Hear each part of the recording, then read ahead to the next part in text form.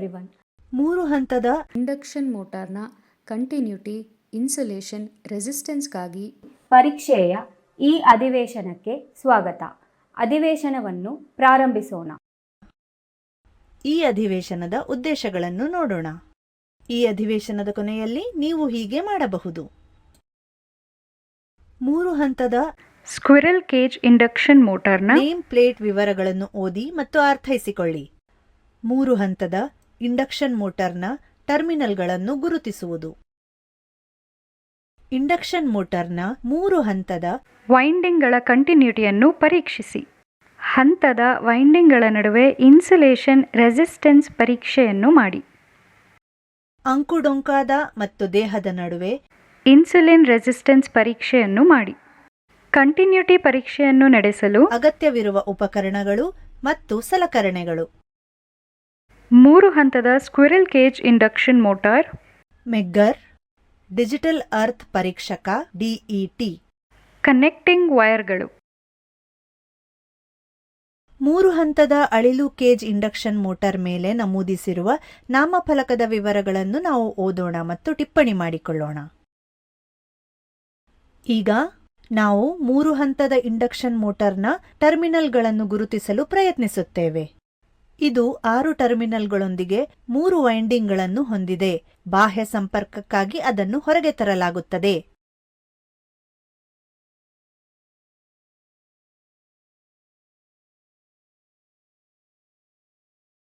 ಆರು ಟರ್ಮಿನಲ್ಗಳನ್ನು 3 ವಿಭಿನ್ನ ಬಣ್ಣಗಳಲ್ಲಿ ಸೂಚಿಸಿರುವುದನ್ನು ನೀವು ನೋಡಬಹುದು. ಕೆಂಪು U1 U2, ಹಳದಿ V1 V2 ಮತ್ತು ನೀಲಿ W1 W2.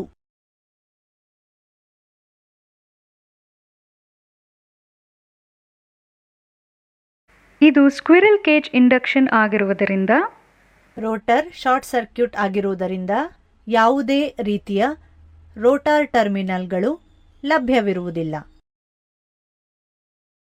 ಈಗ ನಾವು ಮೆಗ್ಗರ್ ಅನ್ನು ಬಳಸಿಕೊಂಡು ವೈಂಡಿಂಗ್ಗಳ ಕಂಟಿನ್ಯೂಟಿಯನ್ನು ಪರೀಕ್ಷಿಸೋಣ. ಸರ್ಕ್ಯೂಟ್ ರೇಖಾಚಿತ್ರದಲ್ಲಿ ತೋರಿಸಿರುವಂತೆ ಮೆಗ್ಗರ್ನ ಪರೀಕ್ಷಾ ಲೀಡ್ಗಳನ್ನು 6 ಹಂತದ ವೈಂಡಿಂಗ್ಗೆ U1 U2 ಸಂಪರ್ಕಿಸಿ. ಕಂಟಿನ್ಯೂಟಿ ಇದ್ದಲ್ಲಿ ಮೆಗ್ಗರ್ ಸಣ್ಣ ಪ್ರತಿರೋಧವನ್ನು ಪ್ರದರ್ಶಿಸುತ್ತದೆ. ಮೆಗ್ಗರ್ ರೀಡಿಂಗ್ ಪರಿಶೀಲಿಸಿ. ಕಂಟಿನ್ಯೂಟಿಯು ಮೆಗ್ಗರ್ ಕೊರತೆ ಇದ್ದರೆ ಅತಿ ಹೆಚ್ಚಿನ ರೆಸಿಸ್ಟೆನ್ಸ್ ಅನ್ನು ಪ್ರದರ್ಶಿಸುತ್ತದೆ. ಮೆಗಾ ಓಮ್ನ ಕ್ರಮದಲ್ಲಿ. ಉಳಿದ 2 ವೈಂಡಿಂಗ್ಗಳಿಗೆ V1 V2 ಮತ್ತು W1 W2 ಅದೇ ವಿಧಾನವನ್ನು ಪುನರಾವರ್ತಿಸಿ.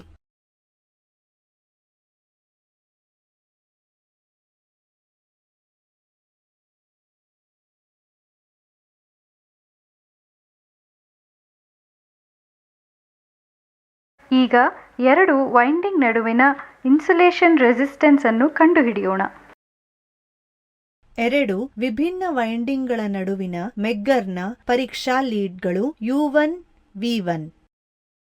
ಮೆಗ್ಗರ್ 2 ವೈಂಡಿಂಗ್ಗಳ ನಡುವೆ ಇರುವ ಇನ್ಸುಲೇಷನ್ ನೀಡುವ ರೆಸಿಸ್ಟೆನ್ಸ್ ಅನ್ನು ಪ್ರದರ್ಶಿಸುತ್ತದೆ. ಇಲ್ಲಿ ತೋರಿಸಿರುವ ಕೋಷ್ಟಕದಲ್ಲಿನ ಎಲ್ಲಾ ರೀಡಿಂಗ್ಗಳನ್ನು ಗಮನಿಸಿ. ಈಗ ಯಂತ್ರದ ಪ್ರತಿ ವೈಂಡಿಂಗ್ ಮತ್ತು ದೇಹದ ಅಥವಾ ಫ್ರೇಮ್ ನಡುವಿನ ಇನ್ಸುಲೇಷನ್ ರೆಸಿಸ್ಟೆನ್ಸ್ ಅನ್ನು ನಾವು ನಿರ್ಧರಿಸುತ್ತೇವೆ.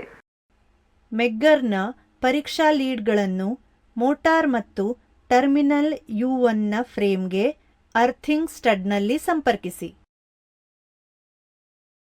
ಇಲ್ಲಿ ತೋರಿಸಿರುವ ಕೋಷ್ಟಕ 2ರಲ್ಲಿನ ಎಲ್ಲಾ ರೀಡಿಂಗ್ಗಳನ್ನು ಗಮನಿಸಿ. ಇತರ 2 ವೈಂಡಿಂಗ್ಗಳಿಗೆ ಅದೇ ವಿಧಾನವನ್ನು ಪುನರಾವರ್ತಿಸಿ. V1 ಮತ್ತು W1. ಈಗ 3 ಹಂತದ ಇಂಡಕ್ಷನ್ ಮೋಟಾರ್ಗಾಗಿ ಭೂಮಿಯ ಸಂಪರ್ಕದ ಪರಿಣಾಮಕಾರಿತ್ವವನ್ನು ಪರೀಕ್ಷಿಸೋಣ. ಭೂಮಿಯ ಸಂಪರ್ಕದ ಪರಿಣಾಮಕಾರಿತ್ವವನ್ನು ಪರೀಕ್ಷಿಸಲು ನಾವು ನಿರ್ಧರಿಸಬೇಕಾಗಿರುವುದು ಭೂಮಿಯ ಕಂಟಿನ್ಯೂಟಿಯ ವಾಹಕದ ಪ್ರತಿರೋಧ RECC, ಪ್ರತಿ ಹಂತ ಮತ್ತು ದೇಹದ ನಡುವಿನ ವೋಲ್ಟೇಜ್ VB, ಭೂಮಿಯ ಸಂಭಾವ್ಯ EP, ಭೂಮಿಯ ವಿದ್ಯುದ್ವಾರದ resistance RE, insulation resistance RI, ಮೇಲಿನ ನಿಯತಾಂಕಗಳನ್ನು ನಿರ್ಧರಿಸಿದ ನಂತರ ಎಲ್ಲಾ ಸಂಭವನೀಯ ದೋಷಗಳಿಗೆ ದೋಷದ ಪ್ರವಾಹಗಳನ್ನು ಲೆಕ್ಕಾಚಾರ ಮಾಡಿ. ದೋಷದ ಪ್ರವಾಹಗಳ ಪ್ರಮಾಣವನ್ನು ಆಧರಿಸಿ ನಾವು ಭೂಮಿಯ ಸಂಪರ್ಕವು ಸರಿಯಾಗಿದೆಯೇ ಅಥವಾ ಇಲ್ಲವೇ ಎಂದು ನಿರ್ಧರಿಸಲು ಸಾಧ್ಯವಾಗುತ್ತದೆ. ಮೊದಲು ಮಲ್ಟಿಮೀಟರ್ ಬಳಸಿ ಭೂಮಿಯ ಕಂಟಿನ್ಯೂಟಿ ವಾಹಕದ ರೆಸಿಸ್ಟೆನ್ಸ್ ಅನ್ನು ಅಳೆಯಿರಿ. RECC ಕೊಟ್ಟಿರುವ ಕೋಷ್ಟಕದಲ್ಲಿ ಮೌಲ್ಯವನ್ನು ನಮೂದಿಸಿ. ಪ್ರತಿ ಹಂತ U1, V1 ಮತ್ತು W1 ಮತ್ತು ದೇಹದ ನಡುವಿನ ಇನ್ಸುಲೇಷನ್ ರೆಸಿಸ್ಟೆನ್ಸ್ ಅನ್ನು ಈ ಹಿಂದೆಯೇ ಅಳೆಯಲಾಗಿತ್ತು.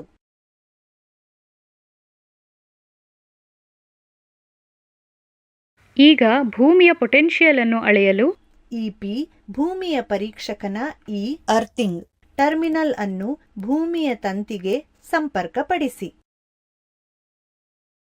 ಮತ್ತು 10 ಮೀಟರ್ ದೂರದಲ್ಲಿರುವ ಭೂಮಿಯ ಟರ್ಮಿನಲ್ಗೆ ಭೂಮಿಯ ಪರೀಕ್ಷಕನ V ಅಂದರೆ ವೋಲ್ಟ್ ಲೀಡ್. ಈಗ ನಾಬ್ ಸ್ಥಾನವನ್ನು ಭೂಮಿಯ ವೋಲ್ಟೇಜ್ಗೆ ಬದಲಾಯಿಸಿ ಮತ್ತು ಪರೀಕ್ಷಾ ಗುಂಡಿಯನ್ನು ಒತ್ತಿ. ಭೂಮಿಯ ಪರೀಕ್ಷಕ ಭೂಮಿಯ ಪೊಟೆನ್ಷಿಯಲ್ ಅನ್ನು ಸಮರ್ಪಿಸುತ್ತದೆ. ಭೂಮಿಯ ವಿದ್ಯುದ್ವಾರದ ರೆಸಿಸ್ಟೆನ್ಸ್ ಅನ್ನು ಅಳೆಯಲು ಭೂಮಿಯ ಪರೀಕ್ಷಕನ P ಸಂಭಾವ್ಯ ಟರ್ಮಿನಲ್ ಅನ್ನು ಭೂಮಿಯ ಟರ್ಮಿನಲ್ಗೆ 6 ಮೀಟರ್ನಲ್ಲಿ ಜೋಡಿಸಿ ಮತ್ತು 10 ಮೀಟರ್ನಲ್ಲಿರುವ ಟರ್ಮಿನಲ್ಗೆ ಭೂಮಿಯ ಪರೀಕ್ಷಕನ C ಅಂದರೆ ಕರೆಂಟ್ ಟರ್ಮಿನಲ್. ಈಗ ರೆಸಿಸ್ಟೆನ್ಸ್ ಬಟನ್ ಅನ್ನು 10 ಓಮ್ನಿಂದ 100 ಓಮ್ಗಳ ನಡುವೆ ಹೊಂದಿಸಿ. ಪರೀಕ್ಷಾ ಗುಂಡಿಯನ್ನು ಒತ್ತಿ ಭೂಮಿಯ ಪರೀಕ್ಷಕ ಭೂಮಿಯ ಎಲೆಕ್ಟ್ರೋಡ್ ಪ್ರತಿರೋಧವನ್ನು ಪ್ರದರ್ಶಿಸುತ್ತದೆ. ಈಗ P ಪಾಯಿಂಟ್ಗೆ ಸಂಪರ್ಕಗೊಂಡಿರುವ ವಿದ್ಯುದ್ವಾರದ ಸ್ಥಾನವನ್ನು ಎರಡೂ ಬದಿಗಳಲ್ಲಿ 1 ಮೀಟರ್ನಿಂದ ಬದಲಾಯಿಸಿ ಮತ್ತು ಪರೀಕ್ಷಾ ಗುಂಡಿಯನ್ನು ಒತ್ತುವ ಮೂಲಕ ರೆಸಿಸ್ಟೆನ್ಸ್ ಅನ್ನು ಗಮನಿಸಿ. ಭೂಮಿಯ ರೆಸಿಸ್ಟೆನ್ಸ್ ಅನ್ನು ಗಮನಿಸಿ ಲೆಕ್ಕಾಚಾರ ಹಾಕಿ. ಭೂಮಿಯ ವಿದ್ಯುದ್ವಾರದ ಮತ್ತು ಭೂಮಿಯ ರೆಸಿಸ್ಟೆನ್ಸ್ನ ಸರಾಸರಿ ಮೌಲ್ಯವನ್ನು ಲೆಕ್ಕಾಚಾರ ಮಾಡಿ.